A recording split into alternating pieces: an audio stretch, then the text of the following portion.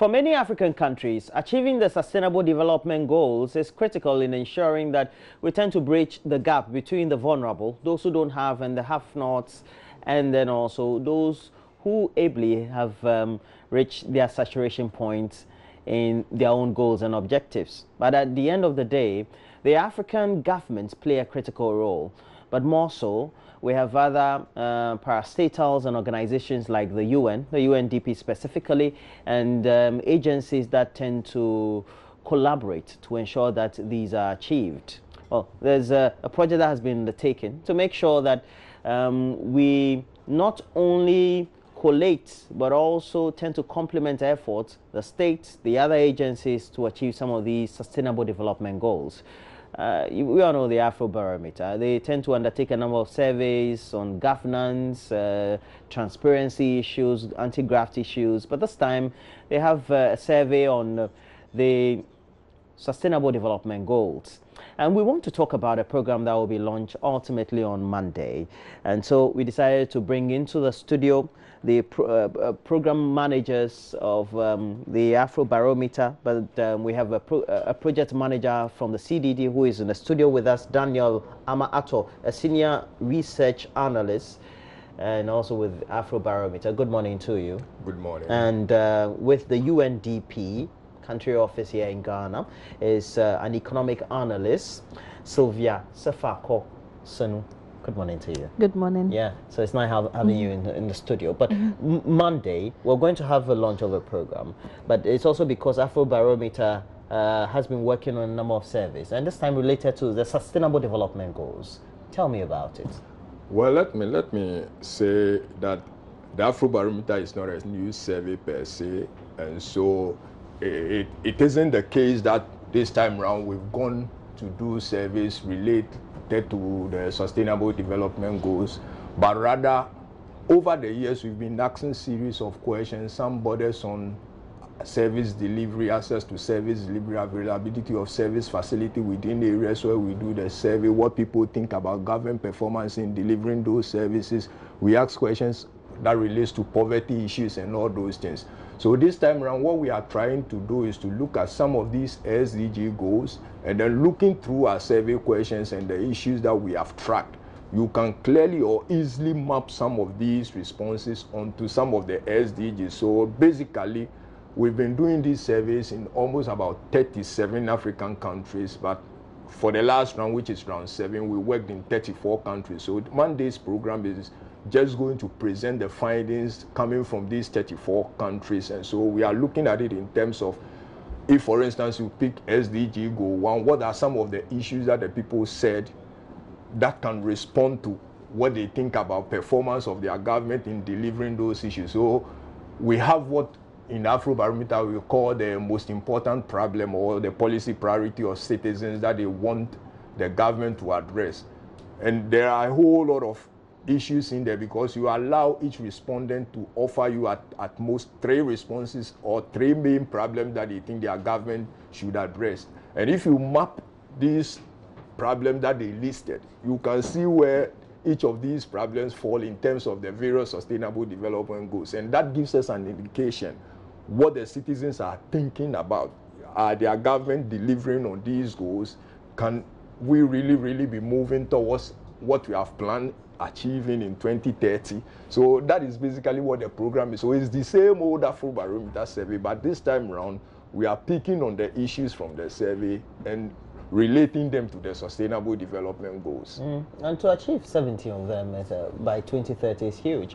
And usually complementing the efforts of the African government have always been the UN and its related agencies. And for UNDP, it's important. If you take a look at some of the questions and perhaps some of the inquisitions, do respondents tend to relate to the SDGs in themselves, and how well the governments are making efforts to make sure that they achieve them?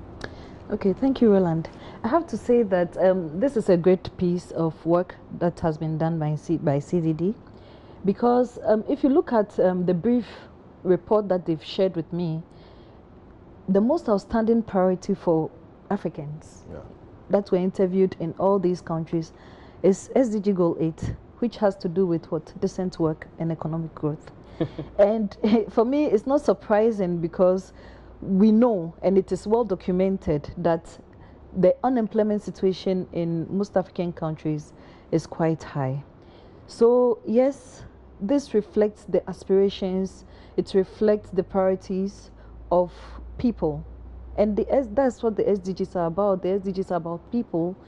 It's also about planet. And if you look at the list of things that people listed, SDG Goal 2 on hunger, was much, anticipated, and it was listed as one of the priorities of people. So in brief, what I can say is this is really good, and it's not different development. Development is one. SDGs is about development. Only that now it is prioritizing, it is focusing, and it is showing really how we should measure and track the achievement of the development that we are pursuing. Yeah, and it's always important that we tend to know which countries perhaps you talk to, their citizens, and at the end of the day, the atmosphere of the environment within which these SDGs could be achieved are different. Economic, environment, and all that. Which countries first did you see? Well, before I answer your question, let me say I didn't want to go into some of the findings because we'll be releasing it on Monday, but I'm happy that she made mention of the fact that looking at the brief report we presented to them, clearly what they have been anticipating all this while are also coming up from the survey findings. On the question of which countries that we survey, I can tell you we have countries cutting across the West Africa sub-region, East Africa, Central Africa, the Northern Africa, almost 34 African countries. So Ghana, Nigeria, Tunisia, Morocco, Swaziland, Algeria, and all those things are part. I can't list everything. The countries are many. And I can also tell you clearly that doing this Afrobarometer work and moving from one country to another country, like you rightly pointed out, the context within which the development will take place will vary. But I can also tell you the situation of African countries are about the same. When you travel and you see it, they are about the same. So when you do this analysis and you see these issues coming up, you don't get surprised because what you see in Ghana is what you see elsewhere. Because sometimes by experience, sometimes, and I'm just recent, sometimes you may travel, you go to Liberia, you go to Sierra Leone, and so you don't see any difference. You see that, well, you get to see the signboards that you see somewhere in Alaju, they say it's almost the same, only that the language is different, but the attitudes seem to be the same. Does it got to do with, or has it got to do with perhaps the state of governance, or perhaps the willingness of the state to tackle some of these problems of their citizens or people? Yeah, I personally think it has something to do with the leadership of these countries. Like you pointed out recently, I was in Liberia, and can you imagine the driver that I even picked from the airport? Whenever I travel, I try to get a sense of, I don't like talking to people who are up there, but just the ordinary. And when I raise certain issues, the sort of things the sentiments the driver was telling me, you were related to. When I got to where I was going to do, it was about Afrobarometer work. The people I was going to work with who are up there, the paper that they have written, part of the comments they have made in the paper was the exact thing the driver was telling me. And so I asked myself, do our African leaders think the ordinary citizens don't have an opinion?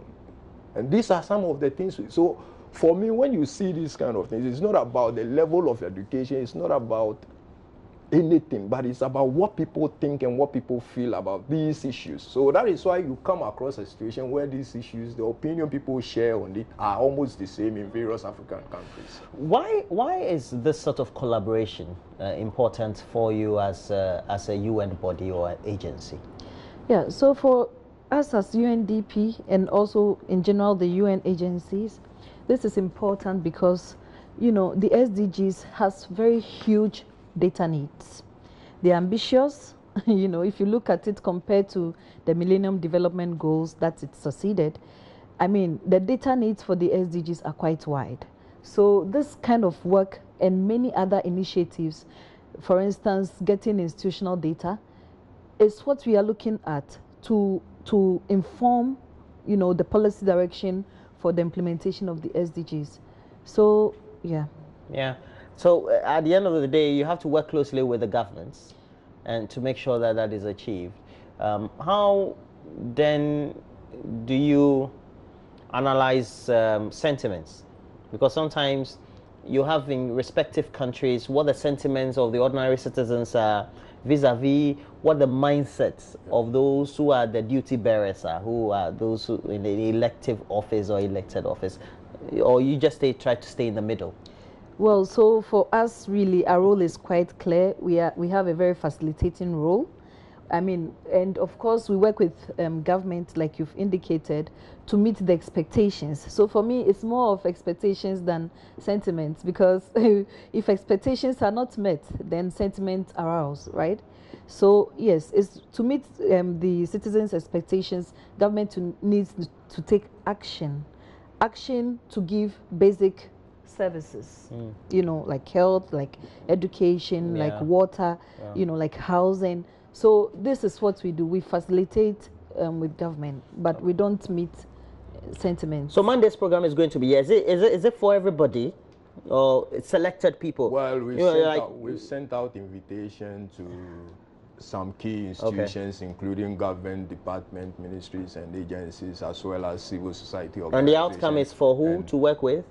Pardon me? The outcome of your work is supposed to help who? For us, we are available when there is a need for us to do further and detailed analysis on the data, to be able to point to certain gaps and other things. We are available, but in terms of the collaboration, we see it to be very, very important, because if you look at the Afro Barometer, our slogan is "Let the people have their say." Yeah. And we believe the policy making is meant for the people.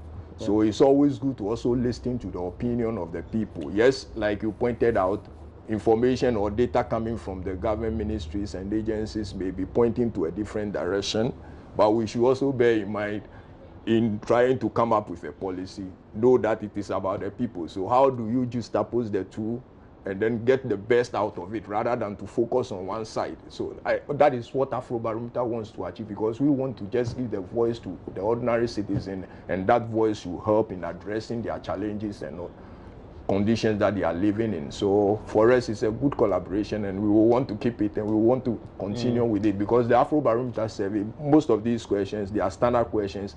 Every round we ask them, so it will also show us the trend. What we are presenting come Monday will be changing over time, and so we want to keep this kind of collaboration. Okay, so how then, as a last question, do we make sure that the findings of some of these activities tend to influence policy, as you also play your facilitating role?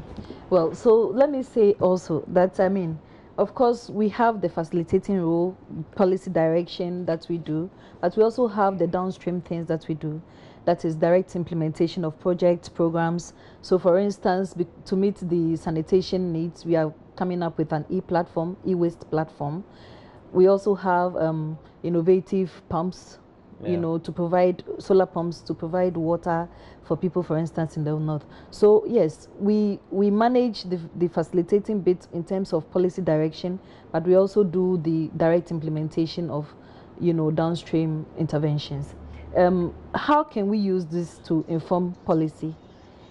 How can we use this to inform policy? It is critical that, they've brought to the table the ministries, departments, and agencies that are directly linked to the implementation, because when we talk about implementation, government is going to fund the SDGs through what? Through the ministries, through the departments, and through the agencies. So they coming to the table, they hearing the findings of this, are supposed to bring it on board and inform how they take action towards the implementation. All right, so we'll try to have you again, because when you have formally launched it, then we can talk about the content, right? Yeah. Right now, we want to keep it like suspense. Sure. That's it. That is it. So we'll have to try and get you back to the studio, so that we can even go into the communities and try to have a feel or do some relational stories or situational reports on what you found out and whether they exist. Okay,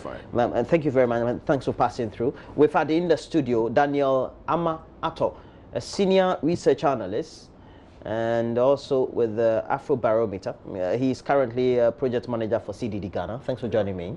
All right, and also with the United Nations Development Program office here in Ghana, and economic analyst Sylvia Sefa Kosenu has been here. Thanks for joining me. Thank you. I love your hair. I'm told that women who have this hair are hard. Is it true? No. Not true. So she's a soft woman.